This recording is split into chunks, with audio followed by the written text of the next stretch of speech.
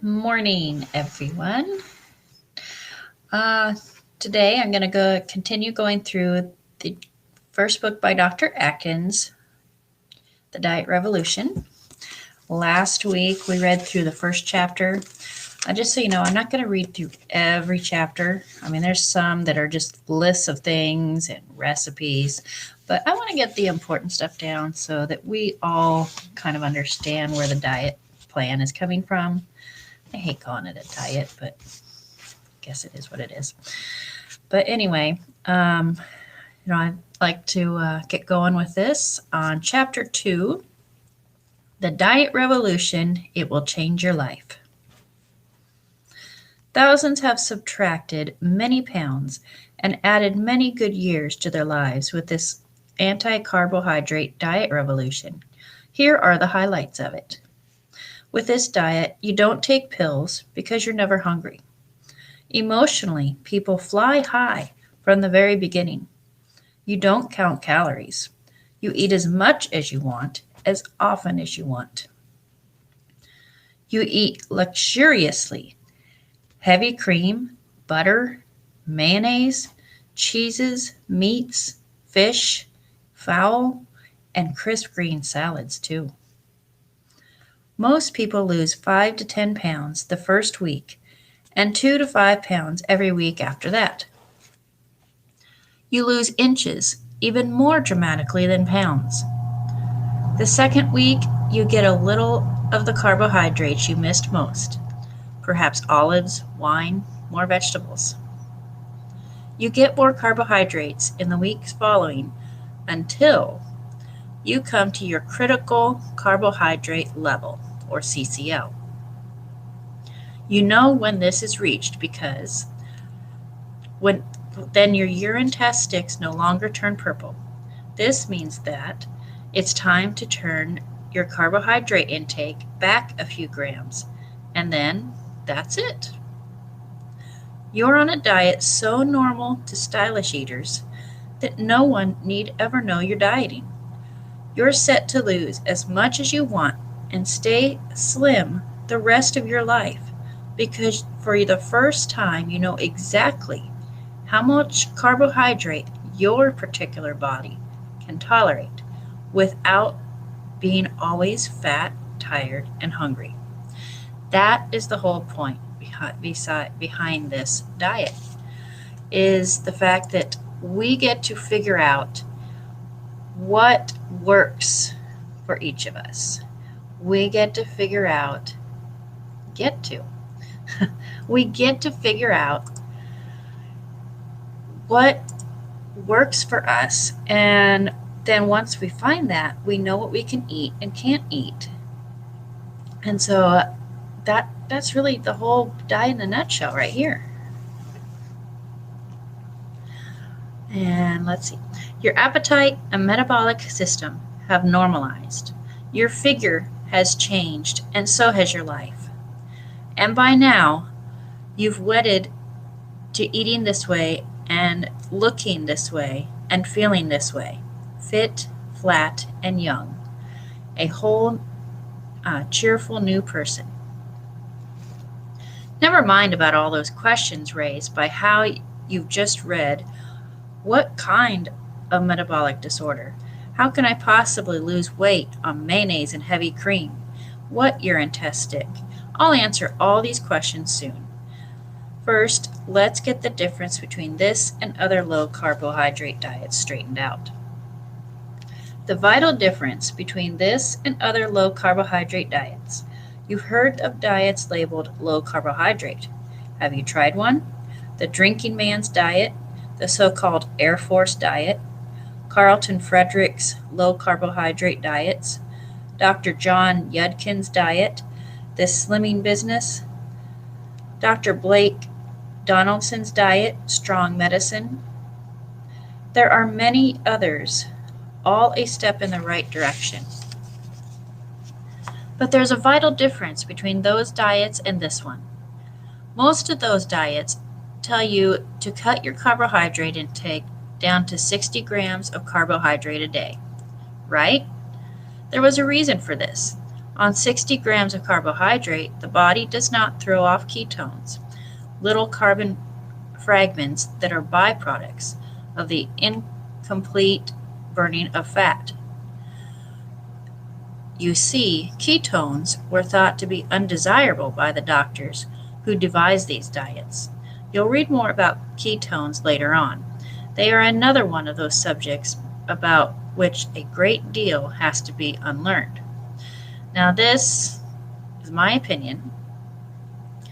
That's why I disagree with the way that Atkins has changed the diet, because now they're going on certain numbers. They have the Atkins 20, the Atkins 40, the Atkins 60, and right here in the book, he says you're supposed to find your own amount of carbs that you can eat and not to go on a certain number. Unlearn what you've heard about ketones first. When a person is putting out ketones in the breath of urine, he is said to be in ketosis. Now, for a carbohydrate intolerant Mr. Fat to be in ketosis deliberately is a signal for rejoicing. It is a sign that the unwanted fat is being burned up as fuel. It is a sign of progress towards health, slimness, and a stabilized blood sugar, lower triglyceride levels, everything his heart desires, literally and figuratively. Of course, if you are in ketosis after prolonged starvation, or because you're diabetic out of control, it has a different aspect. Then it indicates the presence of acidosis, and that is a danger signal. Too many doctors have come to equate the two situations, although they are as different as night and day, and health and disease. There is no acidosis when ketosis occurs as a normal of this diet. Now, when I first started getting into this, I was hearing about keto this, keto that, and all this business about being in ketosis. Oh, I can't eat that because it'll take me out of ketosis. Now, that's not where he's going with this. But I'll also say that I also heard the ketoacidosis thing, and I love that he explained that here, so that it does tell the difference. I have checked thousands in ketosis. Doctors who fear ketosis in a weight-reducing program such as this one have had no experience with the ketosis induced by a carbohydrate-free diet. I have, since this is my specialty. For years, I have regularly and carefully checked the well-being of thousands of people kept in ketosis for months on end. I have observed no ill effects and have never seen a state of acidosis as a result.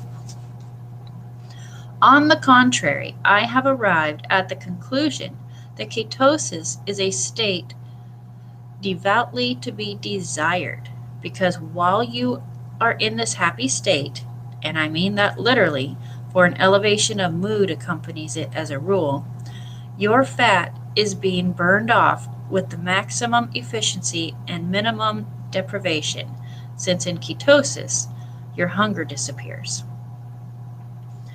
Not 60 grams of carbohydrates on this diet, but 0 grams. Here's how this diet is significantly different. During the first week on this diet, you cut your intake of carbohydrates down to what is biologically 0. This creates a unique chemical situation in the body, the one favorable to the fastest possible burning of your body's stored fat. Ketones are excreted and hunger disappears. You see, the first fuel in your body burns for energy comes from the carbohydrates you eat and drink. If any carbohydrate is available, your body burns this rather than stored fat and maintains its old metabolic pathways. But carbohydrates as such are not stored in the body beyond 48 hours. I think that's interesting. So when no carbohydrate is taken in, your body must draw upon the major reserve source of fuel, the stored fat. It is forced to take a different metabolic pathway. In this process, your body converts from being a carbohydrate burning engine into being a fat burning engine. This is the diet revolution, the new chemical situation in which ketones are being thrown off, and so are those unwanted pounds, all without hunger. Gradual additions of carbohydrate.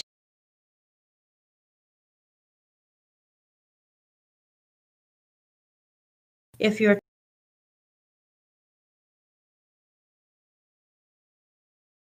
I lost my spot. Okay. You're to continue to lose without hunger.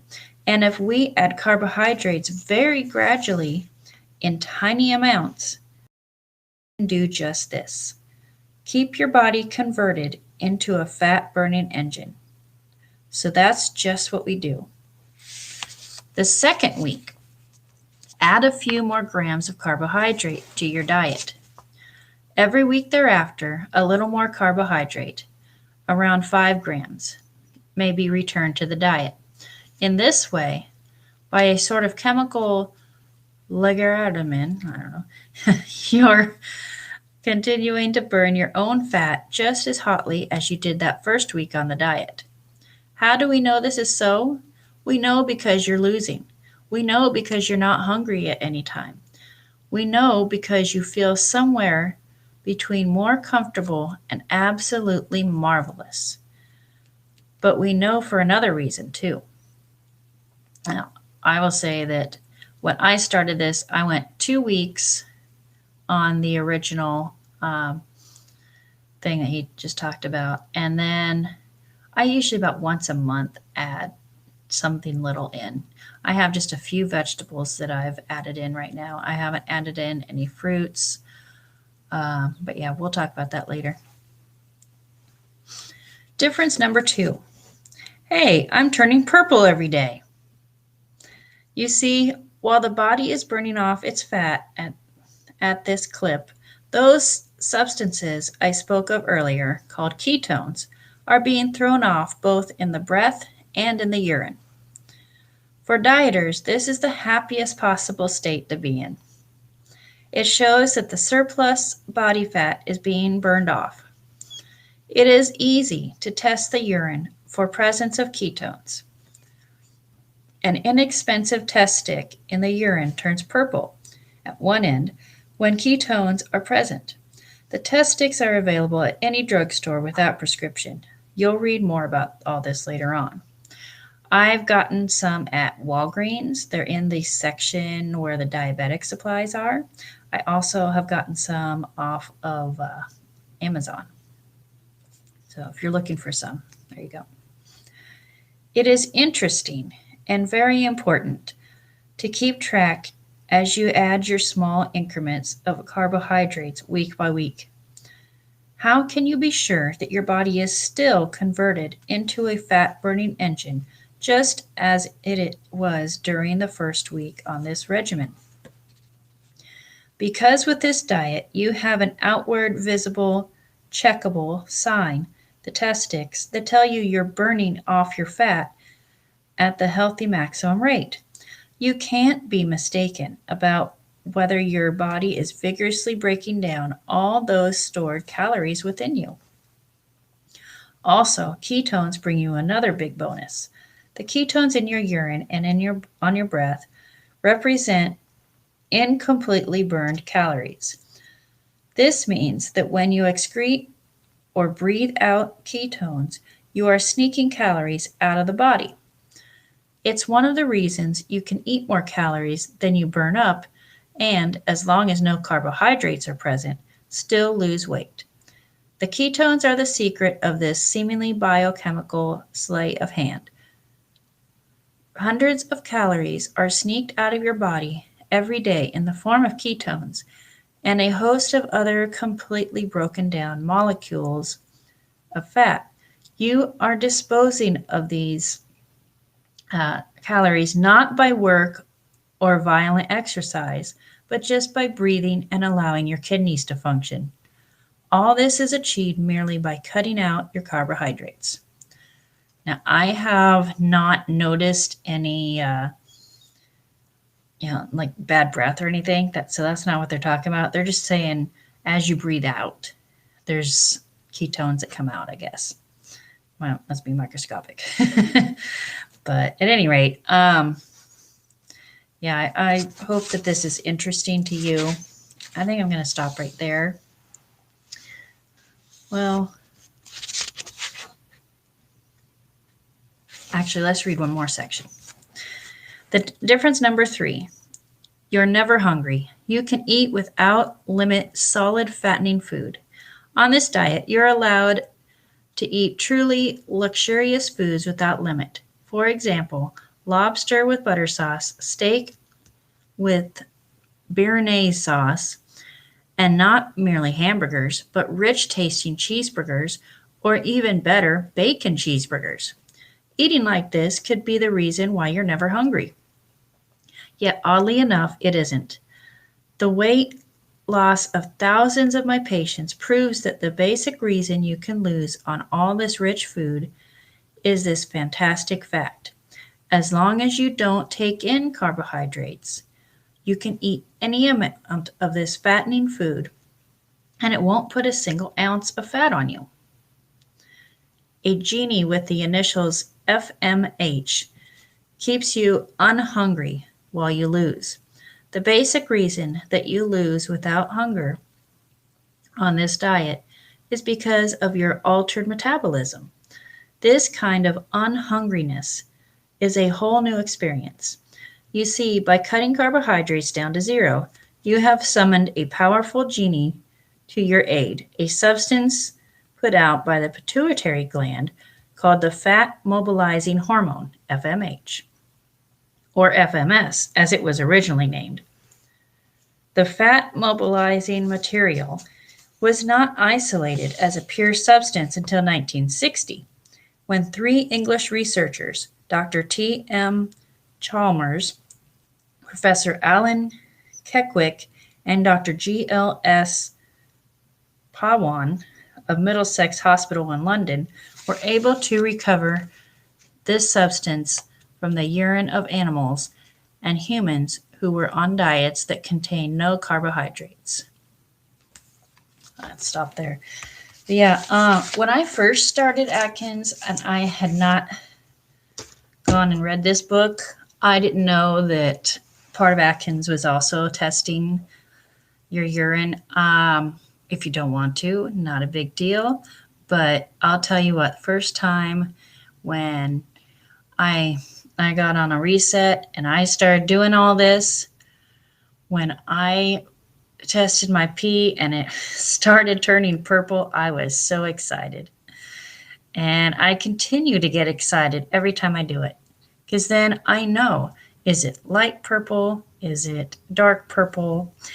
And it really does make a difference. So I just want to, let you know that, you don't have to do any of this. But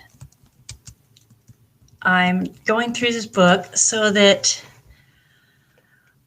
hopefully it will help you to learn more about this diet, and also to, if you need a reset, this really helped me. And so that's why I'm doing this. But that's really all I have for today. If you have any questions, put them in the comments, but I've got things to do today, and so I will hopefully see you next week. Have a great week. Join